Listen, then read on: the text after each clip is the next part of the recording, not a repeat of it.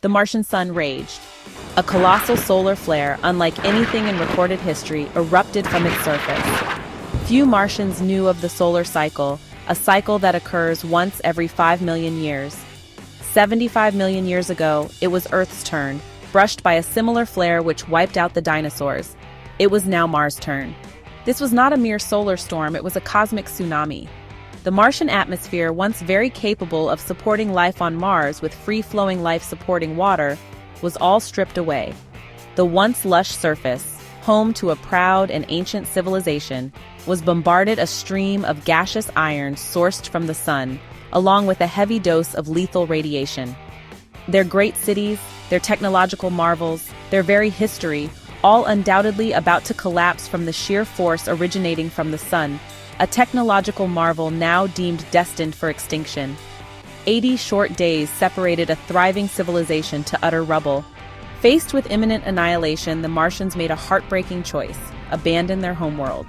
Their brightest minds, working feverishly against time, constructed 5 vast arcs, colossal spaceships designed to carry the remnants of their civilization to safety.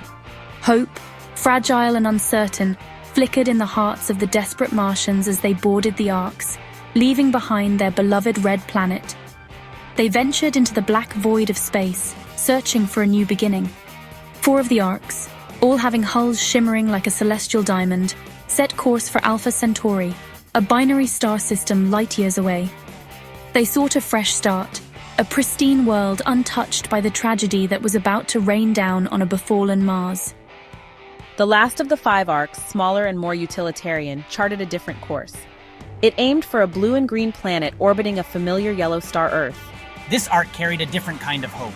A hope rooted not in starting anew, but in observing, in watching the emergence of a new species and a new civilization emerge from the shadows. They hoped to eventually find kinship, a chance to rebuild their legacy by understanding and learning from another intelligent species. Of course, they fully knew that intelligent life on Earth would not be present for some time, but they were truly hopeful. As the Martian arcs disappeared into the vastness of space, the once vibrant Mars fell silent.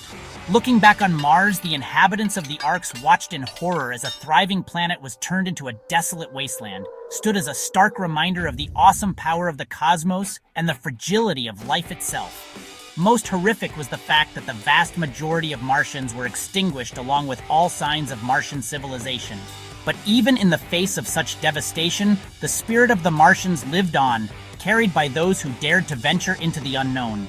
Their journey, fraught with peril and uncertainty, marked not the end of their story, but the beginning of a new chapter, a chapter written across the stars.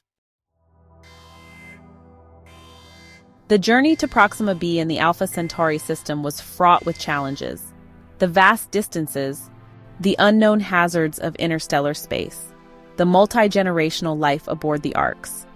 Most of the travelers knew they would never again see solid ground in their lifetimes, and the constant fear of failure weighed heavily on the travelers. Generations were born and lived out their lives within the confines of the Ark, their hopes and dreams tethered to a distant star.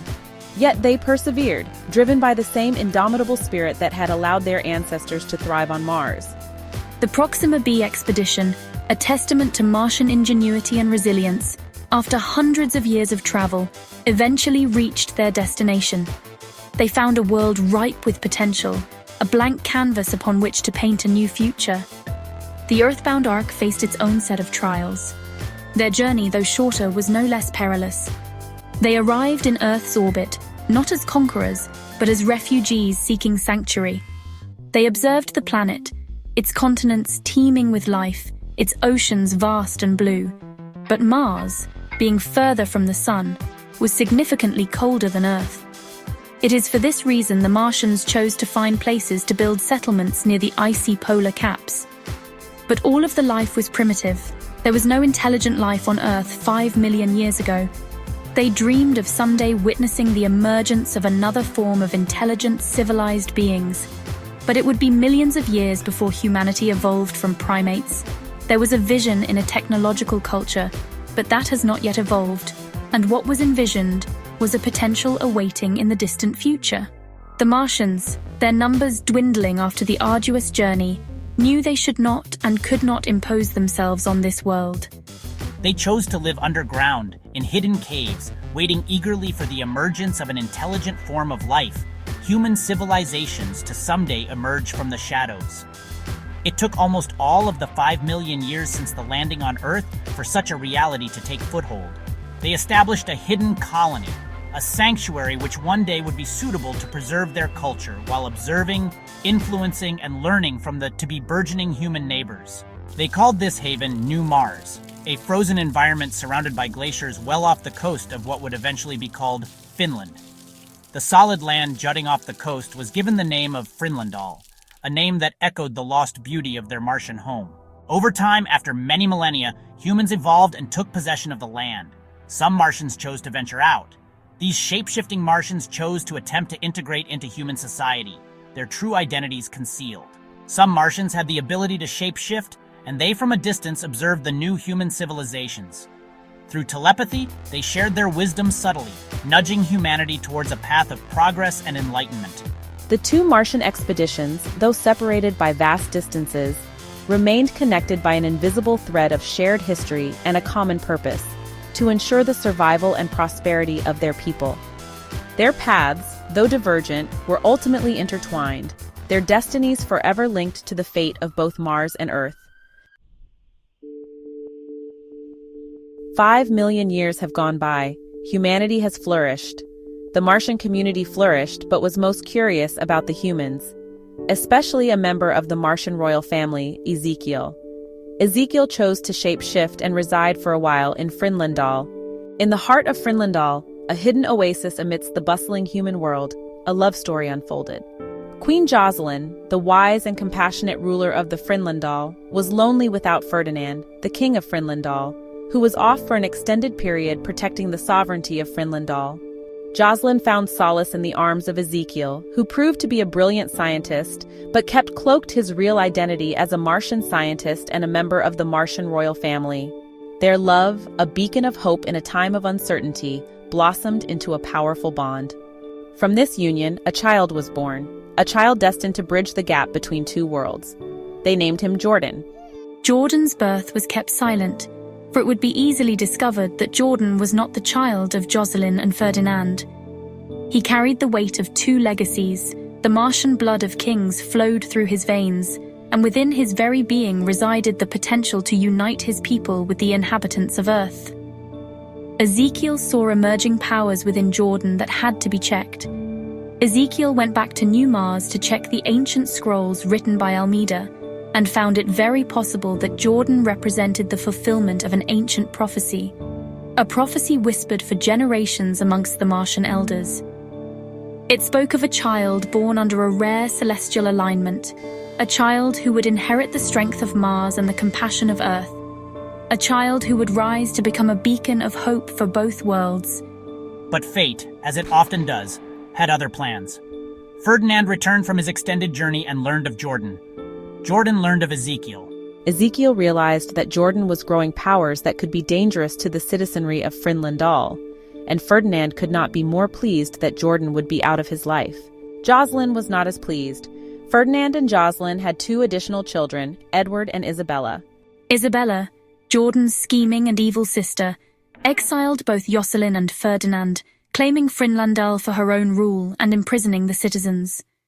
Ezekiel first raised Jordan in a remote orphanage, and when Jordan became dangerous to the residents of the orphanage, Ezekiel trained Jordan in an off-planet space station the Martians affectionately called the 9 Circles of Hell. Jordan was mortified by the 9 Circles of Hell and questioned repeatedly why someone would build such a vile and disgusting place. It was cloaked from discovery, and should someone find their way into the 9 Circles of Hell, they would have no desire to remain there for 1 second more. It is here that Jordan and Ezekiel spent 3 years to continue the necessary training of Jordan, trying to expose if Jordan was indeed the power broker written about by Almeida some 5 million years ago. Ezekiel became more convinced daily as Jordan proved to possess incredible skills both physically and mentally. Ezekiel was determined to prepare Jordan for the destiny that awaited. Ezekiel, devastated by the loss of his beloved, poured all his love and knowledge into Jordan, determined to prepare him for the destiny that awaited. Jordan grew up surrounded by the stories of his people, the tales of their lost home, their perilous journey, and their hopes for a brighter future.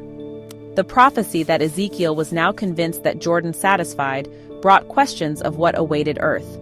The prophecy contained text of the destructive powers that decimated Mars to rain terror on Earth if not unchecked. And the linchpin to protect Earth from annihilation was a being born 5 million years from the penning of the prophecy, a child of both Martian and human royalty. The fate of all life on Earth was held in the balance. It became Ezekiel's mission in life to ready Jordan for this role should the prophecy be true. But there was much to be done, and Ezekiel had no clue of what needed to happen to protect all life on Earth should prophecy become reality. Along the way, Jordan is assisted by others, 15 of the brightest minds on Earth and a shape-shifted being with the most extraordinary skills. Follow Jordan on this path to discover the reality of the prophecy and to protect the Earth and all life on Earth from extinction. Finally, discover Jordan's new mission.